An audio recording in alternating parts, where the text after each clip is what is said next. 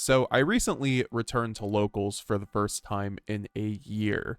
I took a year off to focus more on Master Duel and finding my place in the game, and I really have been missing the paper aspect of Yu-Gi-Oh! The last two events that I even played in was a regional a month before Nats, which I ended up scuffing out at X3, almost getting my invite at 22nd place, YCS Orlando. So you guys can see I haven't really been playing too much TCG lately. I think the last time I went to a locals or even had a local stream was over a year ago. So guys, we're going to get into this great game that I had against a very nice and good duelist for my first round back to locals with branded Despia against Fiendsmith Orcust, the deck that just won nationals, guys. So this is going to be a killer one. Guys, if you want to see more content like this, leave a like down below, guys. If this video gets to 150 likes, I will upload the rest of the locals gameplays. Also, subscribe if you haven't already. Check out my website for my branded and Draco Tale spreadsheet. And with that being said, let's get right into it. All right, so for my first game back, like I mentioned, we're going against Fiendsmith Orcust. This is a very nice and good duelist, so it's going to be a good game. He ends up going first, and he ends up going with the Fiendsmith Tract, which is always a very good opener for the deck. This kind of tells me this is going to be either an Orcust game or just something, one of the more popular variants, whether it is like a Ryzeal Mitsurugi or something. That's what you can really expect in the current metagame, but he does end up linking off the Fabled Lurry for the classic line of going into the Fiendsmith Requiem, of course, and then he ends up going into Requiem into Lacrima. We are, of course, unbranded Despia, so we aren't really going to have any hand traps for this. He ends up then going for the Requiem first, so that's like kind of telling me that, oh, maybe he has like an engraver in hand to pitch and then get the draw. That's what usually that says to me, because typically I feel like people will go engraver first in order to kind of bait hand traps, but he does get into the princess because of course I do have the Bestial Magnuma. Now, this was actually a pretty interesting hand. I ended up it wasn't the strongest hand, but I did have the Magnuma, which was a card that I wanted to really cut. Actually, I forgot to cut before this locals, and obviously it really did come up for me, because I think against any Fiendsmith variant, a single Bestial on the engraver will usually get you there. He ends up going normal Gearsu, of course, so we now know he's on Orcust, so that's very good. He ended up also having to discard the Ash Blossom, so that's good. The Gearsu is going to then send the Harp Horror. So he ends up going into the Galatea Eye, and at this point I'm going to have to read this because I actually don't know what a lot of the Orcust cards do just by hand, so it's always good to familiarize yourself. And this one, of course, allows him to send a card from his hand to the graveyard to add a World Chalice, and he is going to be able to send the World Chalice Crown, which is the card that, of course, was very controversial for the recent NAWCQ in 2025, because there was a pretty big misplay around that card. So, of course, I had to end up reading it so I didn't have suffer the same fate. And he currently is debating his options, because I did cut off his complete Fiendsmith line with the Magnamut. He is just going to be able to go Harp Horror to summon out the symbol skeleton, and then using that plus the Galatea to go into the other Galatea, the Link 2 Galatea, and then he's able to finally put in the Orcust Babel, the orchestrated Babel, which he was able to search out, and now he is going to set the very powerful Orcust Omni Negate, which of course this is also recurrence on your opponent's turn, which is it's just one of the best Omni Negates in a deck, so he's able to at least end on that, and then is just debating his options from here, because he only has one card in hand, and he does have the Necroquip Princess. He could possibly link off, but I think he is going to go into the Dingirsu, because Dingirsu, of course, on special summon, the classic toss monster, is going to just send my Magnamut to the graveyard, and hopefully he's going to be able to try to loop it by putting it into the graveyard for further use, because of course with the Babel on the board, he's going to be able to use any of his Orcust monsters effects on my own turn, which is very useful. It's almost like branded, they get to play on your turn. It's our turn with Orcust, so he ends on the IP Masquerena. I figured he was going to go into that, or the SP Little Knight. Oh, and then also, of course, I did miss this, but I did get ashed on the Magnamut, and so this was useful, of course. I mean, I think the player was not too familiar if I was going to exactly be on branded or not, so I could have probably been on 10 pi, so I can see why he maybe ashed that. I think ashing Magnuma is usually incorrect unless it is just you kind of have a lot of hand traps, so I don't think I really like that play. But of course I'm going to be starting the turn now with 5 cards, so it does put me down a card when he still has, you know, plenty of interruptions. And so between Omni to get IP and then also being able to loop the Dingirsu. So here I'm going to debate on what to do. I'm going to open with Lubellion. He is going to go into the Requiem here off of the Lacrima in graveyard, of course, still having that access, which is crazy. You know, I bestialed the Engraver, but he still has a Fiendsmith in Paradise, which gives him a 4th interruption on my turn. So, you know, through a Bestial, he is able to do that. And then I'm able to go into Branded Loss. I think Branded Loss is one of those cards which it's really, really good to hard open in Branded, because this is a judge's nightmare, essentially. This card is a card that will allow you to play the game and your opponent will not, right? Like, Super Poly is good for a reason, and Droplets are good for a reason. These cards tell your opponent you can't respond, right? And that's what Branded Loss does with all of your fusion effects. So, and it also prevents the negation of them, of course, because he has an Omni negate in the form of the Crescendo. So this forces him to Crescendo this right now, or he's going to lose out on the Crescendo unless he goes into the IP Masquerena, into the SP Little Knight.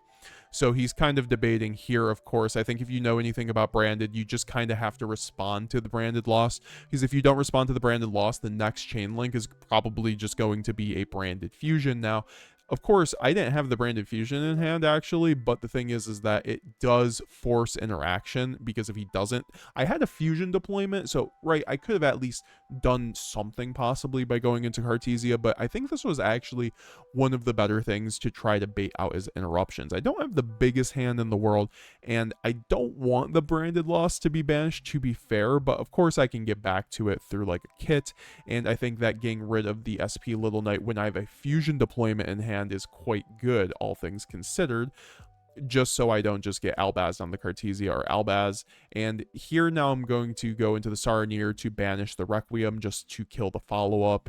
Just I didn't feel like there was too many other options. He could have just chained the Simple Skeleton to summon the Dingirsu if I targeted it. Of course, I could have waited, but here I want to try to bait interaction because I can tribute over it with Lubellion and then get a Branded Retribution in the graveyard, which will help me get to Branded Fusion. But of course I'm going to use the Bestial Saronir and go into the battle phase and try to attack into the SP Little Knight to bait more interaction, or just take out the SP Little Knight. He is going to go into the Simple Skeleton to revive the Dingirsu and then send the Saronir, and now my Saronir is going to trigger, and this will get me one step closer to the Branded Fusion by sending the Branded Retribution to the graveyard.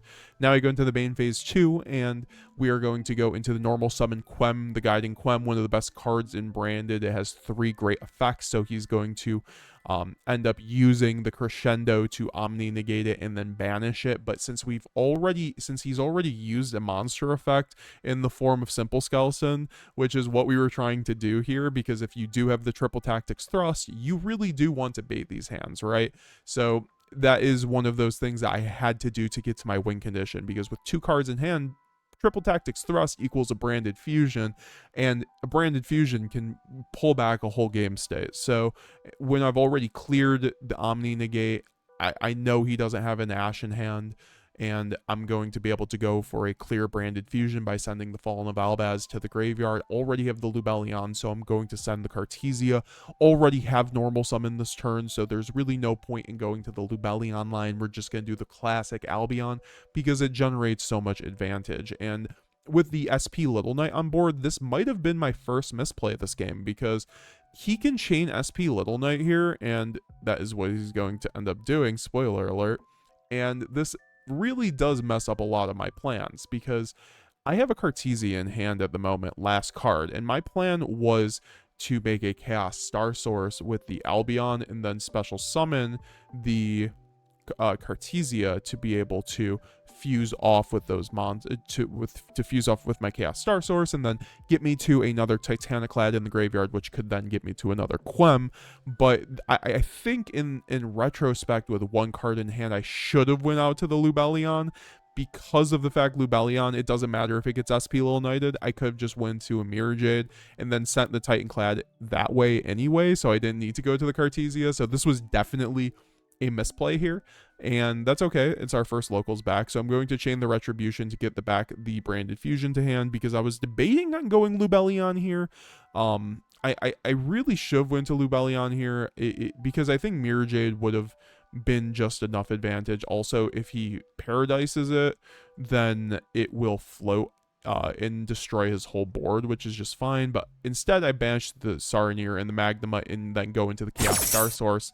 And what's funny is this player also pulled a super rare Chaos Star Source and gave it to me right after the locals, but he is going to Fiendsmith in Paradise. So once again, this is one of the things I tell my students, that one of the best ways to get better at Yu-Gi-Oh is to rewatch your gameplay, right? Because you can very obviously point these things out. In retrospect, this was definitely just a play I should have gone into Mirror Jade, because Mirror Jade clears the board anyway, plus giving me a Titanclad, which gets me a Quem in the end phase. And instead, I'm just going to go and end on a Cartesia, which, you know, is still not bad, all things considered, because I get a Cartesia back to hand. And then also I do have still Interruption, because of the fact that I do have another card in hand. I believe that is an Albaz, so, you know, ending on Cartesia plus an Albaz is always quite solid. So he is going to go into the Galatea effect on his own turn to summon out the Galatea Eye, and then he's going to go into the, I'm still going to read this card, I'm sorry, you know, this is one of those things that it's very good to familiarize yourself with cards so you aren't just reading them like I am and wasting the clock, essentially, and here we're going to be fixing the game state, because, of course, the SP Little Knight still has to come back, so that's why it might look a little bit weird on your screen. We ended up forgetting about the mandatory effect, but of course that does need to come back, so now we are going to go back to proper game state, and we are going to, you know, I do have the Cartesia in hand, plus the Albion on field, which, you know, this gets me to Quertus at the very least, which gets me to an Albaz, which he probably won't be able to remove, because I don't believe Orcust really has a bounce in engine to really get rid of that. So here I go into the Cartesia effect, so I can at least get into a Guignol, because if he's going to start summoning, right, I can trigger the Guignol, and I want to get advantage. He's going to chain the SP Little Knight to banish the Albion. Once again, I get the Guignol effect to then go into a Rinbrum in graveyard, which gets me another interruption, because I have the Albaz in graveyard. Oh yeah, I didn't have an Albaz in hand. I have the Branded Fusion in hand. However, I do have the Albaz in graveyard from before, which is always important as a branded player. If you have an Albaz in graveyard, to connect that Rinbrum so that you can have an interruption on your opponent's turn. A lot of people don't see value in Rinbrum, and that's how I know that, like, you aren't playing branded to its maximum potential, because Rinbrum is a card that, you know, it has an on-field effect, but what's more important is its graveyard effect, because as long as you have an Albaz, it gets you one interruption or one removal in the form of Albaz summoning out and removing a card on the field, which I'm going to do right here, so I can get back to a Mirror Jade, right? So I go out to the Albaz, discard my last card in hand, Branded Fusion, and yeah, that's my follow-up, but I'd rather get the Mirror Jade, because Mirror Jade is a boss monster with a non-target banish, but also it gets you to follow-up. So I'm going to then I have the Guignol plus the Mirror Jade, and he only has a couple cards in hand at this point, no cards on field. He does have the Babble, but he's already used the Simple Skeleton, so he doesn't have anything really, and he does go into the the Girsu. He does send the Harpor, and here I probably misplay a little bit. I'm like, should I just Mirror Jade the Girsu? And I'm like, nah, I'll just let him play, because I need to save the banish. And, you know, maybe that wasn't a misplay, because overall, when you only have a non-target Mirror Jade banish and nothing else, I do have the Guignol, which gives me a Quertus, which is pretty good, all things considered. However, I do think that, you know, saving the Mirror Jade banish for the most important card is usually what you want to do, right? So I'm going to then get a token from the Girsu, and then I get to be able to trigger the Guignol, because that's a monster summon from a monster effect. So I'm debating here if I'm going into the Proskinion or the Quertus. I do go into the Quertus. The Proskinion would have been able to fish something, but I think Quertus gives me a guaranteed another turn, or at least another, Luber or something, which gives me follow-up, right? So he does go into the Harpor effect, which he still has in the graveyard, so he can get out to the Orcust Nightmare, which I have to read this card, which it's mainly like an ad-lib for the deck, which I'm surprised. I guess it is an engine requirement, but at this point, I am just debating if I'm going to do anything. He has 3 bodies, so I figured he's going to go into the link, to the big link, essentially, because there aren't too many other cards he could be going into. He could go into, right, the Fiendsmith line, but the Fiendsmith line loses to a Mirror Jade when I Mirror Jade the Requiem. And so he does go into the Longirsu, the new one, and this is a card that has a ton of effects, but it is able to be a quick effect because of the field spell, which is crazy. I just learned this, though, because usually it's just an ignition effect, but you need to, or if you have the field spell up, the Orcust player will be able to do that, so that's pretty good. I end up going into the Mirror Jade, and the Mirror Jade will send Titanclad for further follow-up. That gets me to a Quem, which can then revive the Mirror Jade, right? And that's going to banish the Longirsu, and, I still have the Quertus on board. He only has 2 cards on board, and he is going to Foolish Burial, which all things considered is pretty good for this deck, because he still does have the Horror in graveyard, and he is able to go back into the Simple Skeleton to revive the Dingirsu, but the Dingirsu is, of course, going to send if he chooses to, but both of my monsters float, so he does choose to send the Quertus. I do be able to get out to the Luber, and this is just one of those things, reminding yourself, remembering the Luber triggers and everything, and he ends up just scooping at this point because I'm able to go to a Luber, get a Brandon White, which will then get me to another monster on my turn. If I run the double Mirror Jade, gets me to another Mirror Jade. That's why I like having Branded and White. It's just another copy of Branded Fusion in a, format that, doesn't have more than one branded fusion. So now I start siding. I side in the Lancias because Lancia is very good against Orcust, of course. And it hits, Malice. It hits a lot of other decks too, just that have to banish to combo. So I end up doing that. And then also I side in the Droll and Lockbird, I believe, a couple of them, because overall I can just side out I have 6 Perulias in the main deck.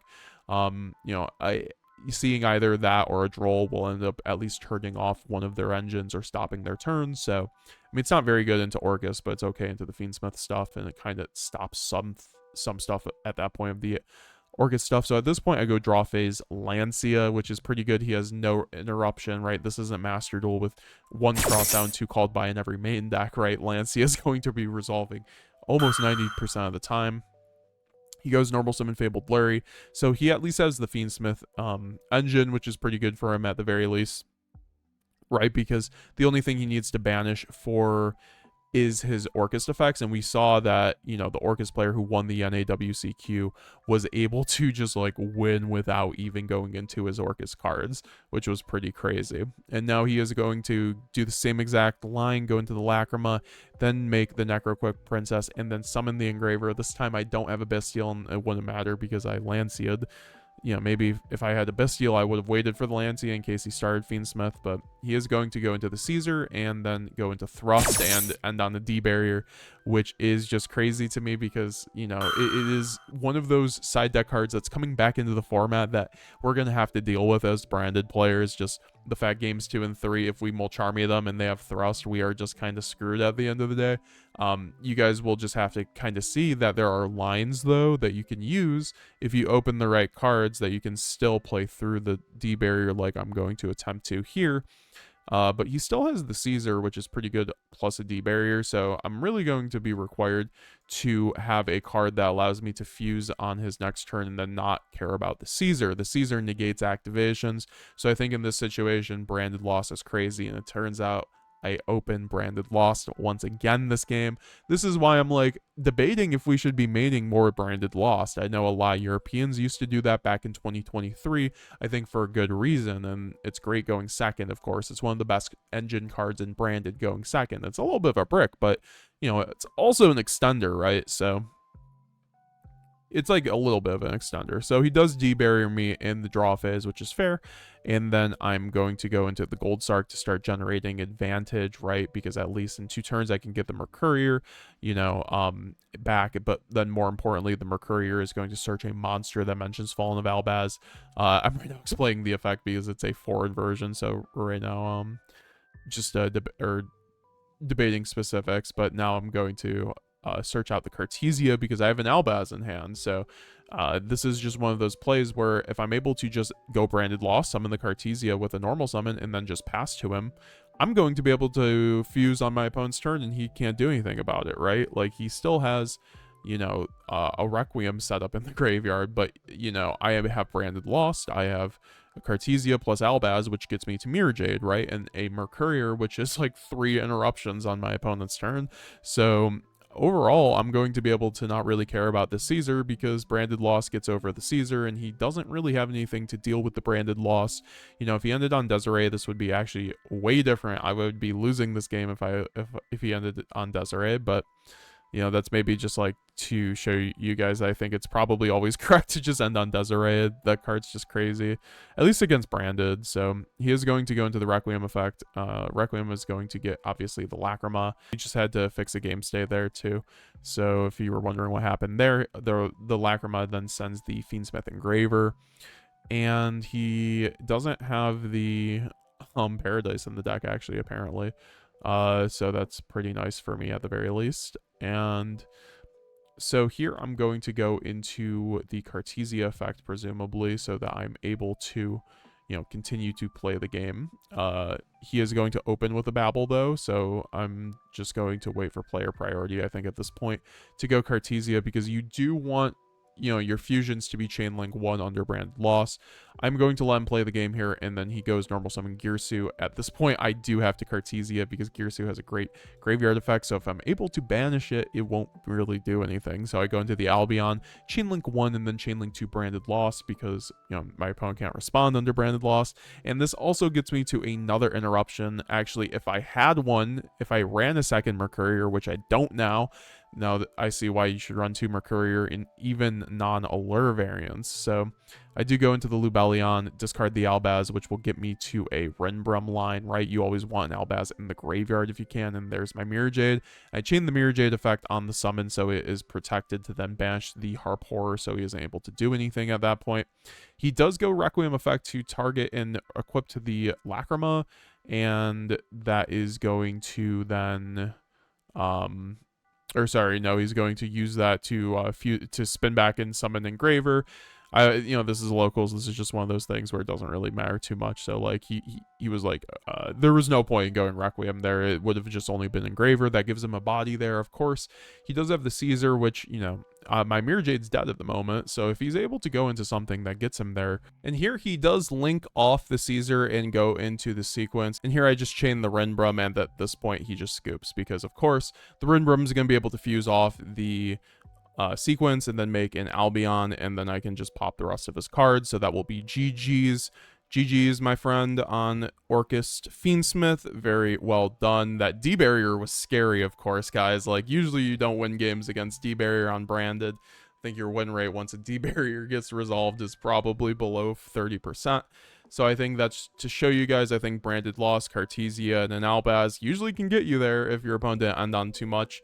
So guys, if you want to see more gameplay like this, please let me know down below. I think that this Branded build was very good. This was a 54 card Branded build with grass.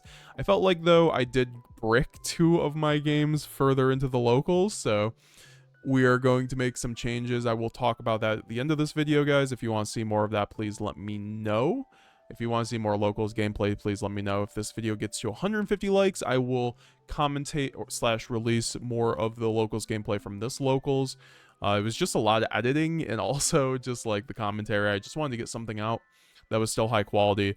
And so I would have uploaded all the games in one video elsewise. I know, guys, I know I'm terrible for not showing the games I lose. I'm just letting you guys know I went X2, right? Like, it's nothing crazy, but I'd like to show off those games so I could show you guys my mistakes, but it was mainly deck building mistakes, to be honest. So it's just one of those things when you brick twice at locals. Like, what is there to do? Like, is that really entertaining gameplay? So I felt like this was the best match of the locals by far. But the other three are definitely interesting and also very meta matchup, so I think it will be relevant for Branded and for you guys. So like I said, let me know down below what you thought of this video. Subscribe today. Check out my website for my Branded and Draco Tail spreadsheets. And with that being said, guys, subscribe. We are on the road to 20,000 subscribers. I would really appreciate it if you guys left a like and subscribe. With that being said, love you guys. Have a good day. Stay safe. So we just got out of locals and had some revelations for the deck that I feel like we could talk about, just like live reaction, and add to this video, because I want to start doing these locals retrospectives where I talk about, you know, my locals run and then just kind of like the thoughts, because we started the yapping about Branded series, right? And we're gonna take that to the next level, right? Like, I saw how other people, you know, top players post their like thought process of like going into an event and then also editing the deck around it. So, you know, today we brought Branded, and I think that it worked out for the most part. It was a 54 card build. However, we did go X2 out 4 rounds, so that's a bit, you know, disappointing, especially considering the fact I bricked twice.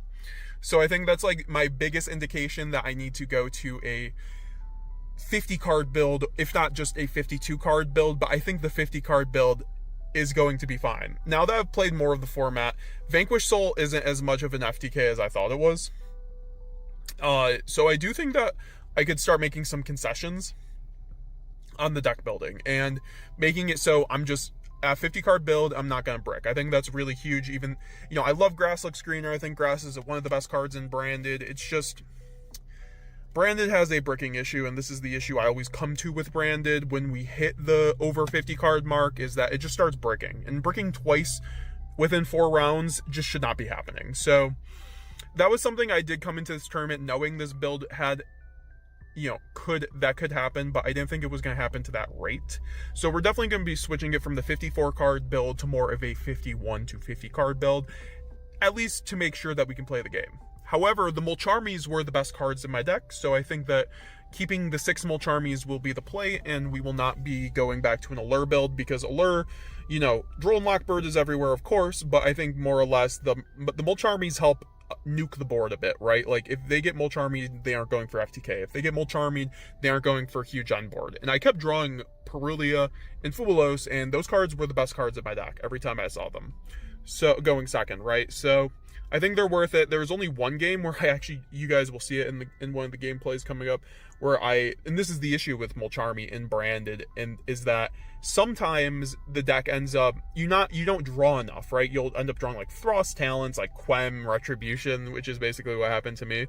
And it's still, if your opponent doesn't trigger those thrusts and talents, then you're just dead. So that is the issue with the Mulcharmy. I did talk about this with my friend Marco, where it's just like the Allure versus Mulcharmy debate in Branded definitely isn't just the most set thing in the world, right? Because of the fact that Allure's great, but plays more into Droll, and then also is good going first and going second. But you only get, you know, a +1 at most off of it, whereas Mulcharmy has the ability to make the board weaker while giving you that +2 still. So I think that while playing around Droll, so I think and then also Allure, my issue is like not having enough darks, right? When you're running already high spirits, you're already card starved. So Allure sometimes becomes a bit much with the 3 high spirits, honestly. And I feel like, you know, I would be bricking on these Mulcharmies instead of Allure, right? If I'm only drawing Quem plus Allure plus no darks, right? That's kind of a lot of these hands I was getting with with Allure, and that's why I swapped to the Mulcharmies. So yeah, and then also freed up space in my side deck, which is also always a thing that you can consider when you have side deck cards that are easily mainable, and you can main them. And also, this is a great thing to do when you're already debating on more side deck cards for your deck. So yeah, those are just, you know, some of the things that I came away from this locals just off the bat. You know, I played against Fiendsmith Orcust, which was the deck that won Nationals, and I won that game pretty handily. So I felt good about that. And then I played against Hero Fiendsmith and ended up 2-0ing that. But very nice players also. And then I lost against Mitsu Raizel. Shout out to Kaz, very, very good player. And he just 2-0'd me after I bricked game 1, and then game 2 he fooed me. And then had Bestial for my Sanctifier line, so it just happens.